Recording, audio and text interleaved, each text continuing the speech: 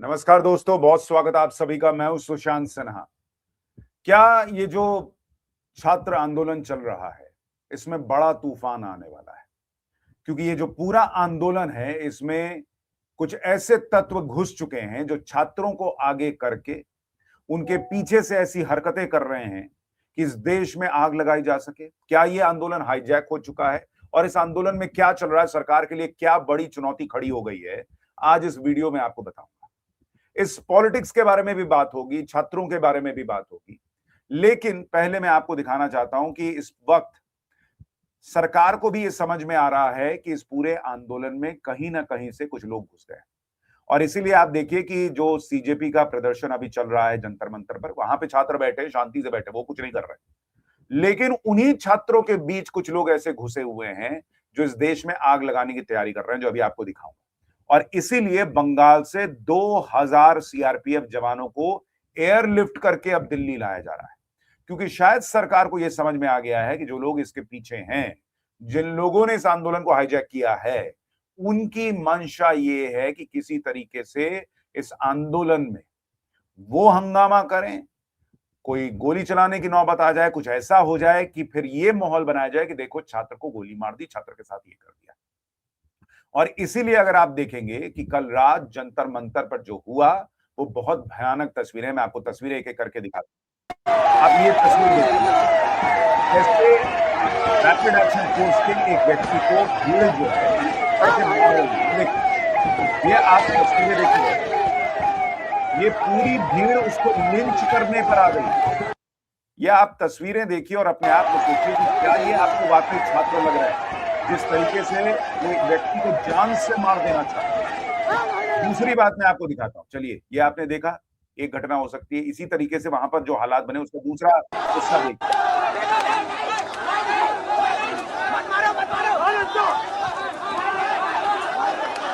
ये देखिए, लाठी से और तलवार से भी मारने की तैयारी चल रही है। वहां कुछ लोग तलवार लेके भी पहुंचे थे, ये भी कहा जा रहा है। तो ये जो हालात वहां पर बन रहे हैं, इसी को लेकर गंभीर प्रश्न खड़ा हो रहा है कि क्या छात्रों के बीच में एक पूरा ऐसा वर्ग दाखिल हो चुका है जो कि इस वक्त नरेंद्र मोदी इस सरकार से नफरत पाले हुए है, और वो ये चाहता है कि ऐसा एक्शन कर दो कि कल को अगर वहां पर एक वीडियो है जो मैं अभी आपको नहीं दिखा पा रहा हूं, वो ध्यान से निकल गया इसके बारे में आपको दिखाना। लेकिन उसमें एक व्यक्ति दिखता है, आरएएफ का जवान, जो वो दौड़ता दौड़ता जा रहा है, भीड़ उसको पीछे से दौड़ रही है लिंच करने के लिए। फिर वो रुकता है और बंदूक दिखाता है ताकि भीड़ रुके, और भीड़ रुकती है, और उसके बाद फिर वो वहां से भागता है। और उस तस्वीर को देखकर ये लगता है कि जैसे, अगर एक सेकंड के लिए सोचिए कि वो आदमी मरने पर है, आरएएफ का जवान मरने पर है, और अपने बचाव में गोली चला दे और कल को किसी को कुछ हो जाए, तो सोचिए क्या उस वक्त जो है वो देश में आग लगाई जाएगी कि देखो क्या हो गया। इसलिए मैं कह रहा हूं कि ये बहुत गंभीर मसला बनता जा रहा है, और सिर्फ जो सुरक्षाकर्मी है उनके साथ नहीं हो रहा है। आप देखिए मीडिया को कैसे टारगेट किया जा रहा है। ये एक पत्रकार को देखिए, ऑलमोस्ट लिंच कर दिया गया। ये तस्वीर देखिए, पुलिस किसी तरीके से बचा के लाई है, और उसकी हालत देखिए, मतलब ऑलमोस्ट सांसें जो है ना वो रुक गई थी, ऐसी हालत। तो आज रवीश कुमार और जो बाकी लोग हैं, दिया वाली पत्रकार बता देते हैं। वो जो जहर रवीश कुमार और दूसरे लोगों ने भरा है ना गोदी मीडिया के नाम पर, उसको लेकर जो वहां पर एक भीड़ है, छात्र नहीं, एक भीड़ जो है, वो जानबूझकर मीडिया को टारगेट कर रही है। शायद ये जो हो रहा है ना, इसकी जिम्मेदारी कहीं ना कहीं रवीश कुमार जी आप पर भी है।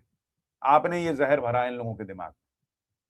क्योंकि आज कॉकरोच पार्टी का ये आंदोलन हो रहा है, इसके पहले हमने धर्मेंद्र प्रधान से इस्तीफे मांगे। बहुत सारे लोगों ने ये पेपर लीक का मुद्दा उठाया, सीबीएसई का मुद्दा उठाया, यूजीसी का मुद्दा उठाया, -40 कट ऑफ कैसे हो सकता है, इसका मुद्दा उठाया। इस देश में हर सवाल पूछा गया, और जो लोग कहते हैं कि टीवी देखता कौन है, गोदी मीडिया को देखता कौन है, सो कॉल्ड गोदी मीडिया को देखता कौन है, तो जब कोई नहीं देखता तो दिखाने दो, तुमको क्या फर्क पड़ रहा है।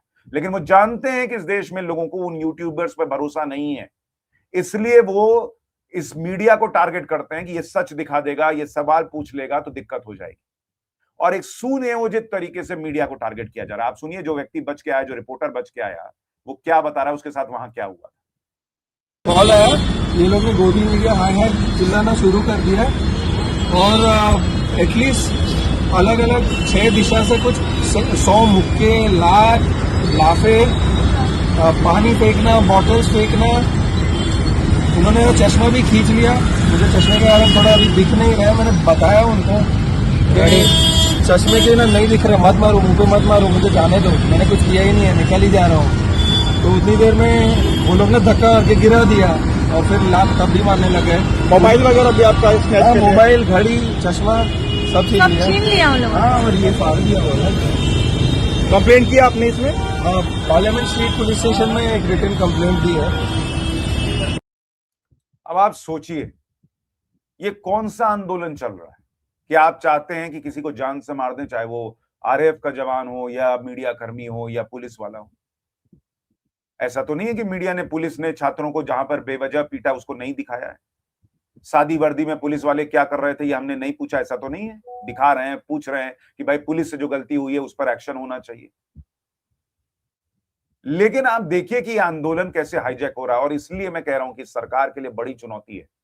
भाई आई कार्ड तो लेकर कोई घूम नहीं रहा कि ये छात्र है और ये उपद्रवी है। आप कैसे उस पर एक्शन लीजिएगा, ये बड़ा प्रश्न है। क्योंकि वहीं मासूम छात्र भी हैं, वो तो गए हैं ये सोच के कि भाई मेरा मुद्दा है, हमको उठाना है। उसी बीच में कहीं कुछ हो जाएगा, कांड हो जाएगा और उस पर जो है वो सवाल खड़े होंगे। ये इस वक्त स्थिति दिख रही है। हालांकि सरकार क्या कर रही है वो भी आपको दिखाता हूं। सोनम वांगचुक से भी बातचीत की पहल की गई है। जेपी नड्डा और जितेंद्र सिंह अस्पताल में गए हैं मुलाकात करने के लिए। इस बीच सुप्रीम कोर्ट से देखिए क्या आया है। सुप्रीम कोर्ट में यह मामला पहुंचा कि वहां पर जो है पुलिस ने ज्यादती की है, जरा आप उस पर कुछ कहिए, कीजिए। तो चीफ जस्टिस ऑफ इंडिया ने कहा कि डोंट वेस्ट आवर टाइम। ये टाइम का वेस्टेज है बॉस। वो कह रहे हैं don't waste our time, we are not interested in videos. ये वही सीजेआई हैं जिन्होंने पहली बार कॉकरोच शब्द इस्तेमाल कर दिया था, और उसके बाद जो है वो इतना हंगामा हुआ है तो कहे कि मेरे शब्दों को गलत तरीके से ले लिया गया। तो बॉस इतने उच्च पद पर बैठे हैं, ऐसे बोलने की गुंजाइश क्यों छोड़ते हैं, या ऐसा बोलते क्यों हैं कि उसको गलत तरीके से पेश करके गलत मतलब निकले। वरना ये कॉकरोच जनता पार्टी बनी सरकार के खिलाफ है, लेकिन वो कॉकरोच वर्ड देश के युवाओं को कॉकरोच बोल दिया। सरकार ने थोड़ी बोला था, ये सीजीआई के बयान से निकला। और आज जब लोगों में ऑलरेडी गुस्सा है कि क्या हो रहा है, नहीं हो रहा है, उसमें आप कह रहे हैं कि मेरे पास समय नहीं है वीडियो देखने का। भाई वीडियो देखने का समय नहीं था तो हियरिंग आगे के लिए रख लेते। आज आपको रखने की जरूरत क्या थी? आप इस देश के न्याय के केंद्र हैं, आपके पास लोग जा रहे हैं, न्याय मिलेगा, और आप कह रहे हैं मेरे पास वीडियो देखने का समय नहीं है। अब ये कोई भी सुनेगा युवा तो उसको नहीं लगेगा कि इस देश में मेरी तो सुनी नहीं जा रही है, तो जुडिशरी मुझे नहीं सुन रहा है। क्या कर क्या रहे हैं बॉस? और आपके पास नहीं है। भाई 20 साल की एक छात्रा आईसीयू में भर्ती है, कोई कह रहा है भाई वो बैरिकेड पे गिर गई, कोई कह रहा है पुलिस के लाठीचार्ज में उस पर जो है वो उसको चोट लग गई है। आपके पास समय नहीं है इस पर, इसको करने देखने का। जो जेन्युइन छात्रों का मुद्दा है फिर वो कहां जाएगा? बोल दिए, अब उसके बाद देखिए हो रहा है हंगामा, उस पर भी हो रहा है। तो इस तरह की चीजें भी चल रही हैं। दूसरी तरफ मैं आपको दिखाऊं कि इसमें पॉलिटिक्स किस तरह से हो रही है। आपने कल देखा ही होगा राहुल गांधी वगैरह कैसे पीएम के घर के बाहर अनशन करने लगे। अखिलेश यादव आए, केजरीवाल नाराज हो गए कि ये तो हमारा मुद्दा है, कांग्रेस ले रही है, कांग्रेस करिए। राहुल जी 25 दिन पहले से उठाए हुए हैं, 1 महीना पहले से उठाए हुए हैं, ये आम आदमी पार्टी ने लूट लिया मुद्दा। आज अरविंद केजरीवाल और उद्धव ठाकरे वहां पर थे, मिले हैं दोनों। उन्होंने, सुनिए केजरीवाल ने क्या कहा। सीपी में भी कुछ प्रोटेस्टर्स पहुंचे, उसमें आरएएफ के लोगों को वहां पर हिंसा हो रही है, जो आप तो जिक्र कर ही रहे हैं कि पुलिस ने वो लाठियां बरसाई, लेकिन प्रोटेस्टर्स की तरफ से भी हिंसा की जा रही है। क्या आप मेरे को एक प्रोटेस्टर दिखा सकते हो जिसके हाथ में बंदूक थी? क्या आप एक प्रोटेस्टर दिखा सकते हो जिसके हाथ में डंडा था? क्या आप एक प्रोटेस्टर दिखा सकते हो जिसके हाथ में पत्थर था या कोई आर्म्स थे? ऐसे निहत्थे अच्छे अच्छे घरों के बच्चों के ऊपर, निहत्थे बच्चों के ऊपर डंडे बरसाना, टीयर गैस के छोड़ना, सर फोड़ना उनके, ये कौन सी जिम्मेदार सरकार है यार? ये तो आतंकी हैं। Thank you. अरविंद केजरीवाल कह रहे हैं कि आंसू गैस के गोले छोड़ना, लाठी चलाना, ये तो आतंकी सरकार की पहचान। स्वाति मालीवाल उनकी ही सरकार के वीडियो डाल रही हैं और कह रही हैं कि जेनजी को, युवाओं पर जो है वो सड़कों पर पंजाब में पीटा जाता है। वो सवाल पूछ रही है स्वाति मालीवाल कि क्या इसका मतलब पंजाब की सरकार पर भी वही लागू होता है जो केजरीवाल यहां दिल्ली की सरकार के लिए कह रहे हैं। तो इस तरह की चीजें जो है वो चल रही हैं। साथ ही ये भी कहा जा रहा है कि भाई पंजाब में ये कोई पहली बार तो वो नहीं सवाल उठ रहा। पंजाब यूनिवर्सिटी में लाठीचार्ज पर एसजीपीसी भड़क गया था, उनके अध्यक्ष धामी भड़क गए थे, पुलिस कार्रवाई पर दस्तार के अपमान की निंदा की थी उन्होंने। तो इसलिए मैं कह रहा हूं कि पॉलिटिक्स भी अपने हिसाब से चल रही है। चलिए नेता हैं वो तो पॉलिटिक्स करेंगे ही। मेरी चिंता उन लोगों को है, उस उपद्रवियों की भीड़ को लेकर है जो छात्रों के बीच घुस गई और वो अपना एजेंडा सेट कर रही है। इस बीच आप देखिए कि अखिलेश यादव ने भी आज संसद में ये मुद्दा उठाया। अखिलेश यादव और डिंपल यादव कम से कम बड़ा सेंसिबली इस मुद्दे को उठा रहे हैं। डिंपल यादव तो उस दिन गई भी थी, कई लोगों की मदद भी की थी। एक बार सुनिए अखिलेश यादव क्या कह रहे हैं, फिर आगे की बात बताता हूं। ये मुद्दा कांग्रेस, समाजवादी पार्टी, बीजेपी का नहीं है। ये मुद्दा युवाओं और छात्र नौजवानों का है। तो आपने इनको बुलवा दिया, क्या समझौता कर लिया आपने? क्या आपने क्यों नहीं बोलने दिया हमें? आपको मैंने बोलने के लिए कहा, एक मिनट प्लीज। नहीं, आपने समझौता क्यों कर लिया फिर? हम लोग का बात भी अखिलेश जी नहीं, छात्र नौजवान क्या केवल? अखिलेश जी एक मिनट नहीं, अध्यक्ष महोदय, अध्यक्ष महोदय, ये पक्ष ठीक नहीं है अध्यक्ष महोदय। ये युवा, छात्र, नौजवान हम सबके हैं, हम सब लड़ रहे हैं उनके लिए, हम सब लड़ रहे हैं उनके लिए। और जब छात्रों की नहीं सुनी जाएगी तो सड़कों पे आएंगे। और जो सरकार ने व्यवहार किया है, इस्तीफा तो क्या है, इस्तीफा तो जब चाहेंगे तब। तो अखिलेश यादव कह रहे हैं कि भाई सुनिए कि क्या हो रहा है और किस तरह से हुआ है, इसको सुना जाना चाहिए। सरकार कह रही है हम तो सुनने को तैयार हैं, हम तो चर्चा को तैयार हैं, चर्चा होने तो दीजिए। सुनिए सरकार का जवाब। पहले दिन से कहा है, जब चर्चा होती है तो किसी नियम के तहत होना पड़ता है और इसका व्यवस्था बनाना पड़ता है। मैं अनुरोध करता हूं कि चर्चा कब होना है, चर्चा का ड्यूरेशन, कितना लंबा चर्चा होना है और किस नियम के तहत होना है। माननीय स्पीकर महोदय, सारे पार्टी के फ्लोर लीडर से बातचीत करके इसका निर्णय किया जाए। सरकार पूरी तरह से नीट पेपर लीक पे चर्चा करने के तैयार है और इस देश के युवाओं का भविष्य के लिए हम सब मिलकर के एक सार्थक चर्चा हो, ये सरकार चाहती है। तो सरकार कह रही है भाई हम चर्चा के लिए तैयार हैं, मिलकर बैठ के नियम तय कर लीजिए किस नियम के तहत चर्चा होनी है, नीट पे चर्चा के लिए हम तैयार हैं। तो संसद में चर्चा हो रही है, जंतर मंतर पर वहां पर बैठकर प्रदर्शन चल रहा है, शांतिपूर्ण चल रहा है। जंतर मंतर वाले से किसी को कोई दिक्कत नहीं है। वहां पर चुपचाप छात्र आ रहे हैं, बैठ रहे हैं, अपना प्रदर्शन कर रहे हैं, अपनी मांग उठा रहे हैं।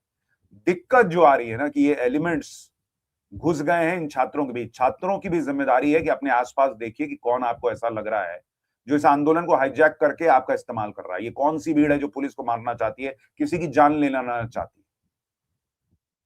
इस देश के छात्रों को भी ये सोचना होगा कि आपका मुद्दा जेन्युइन है, लेकिन क्या इस देश में आग लग जाए ये आप चाहते हैं? ये देश, याद कीजिएगा कि आज आप जेनजी जरूर होंगे, लेकिन इस देश को यहां तक लाने में आपके माता पिता, उनके माता पिता, सबका योगदान है। उस मेहनत से बना है ये देश। क्या आप घर पे अपने पिता को, मां को फोन करके बता पाएंगे कि पापा जला दिया देश जो आपने इतने साल में बनाया था मिलकर?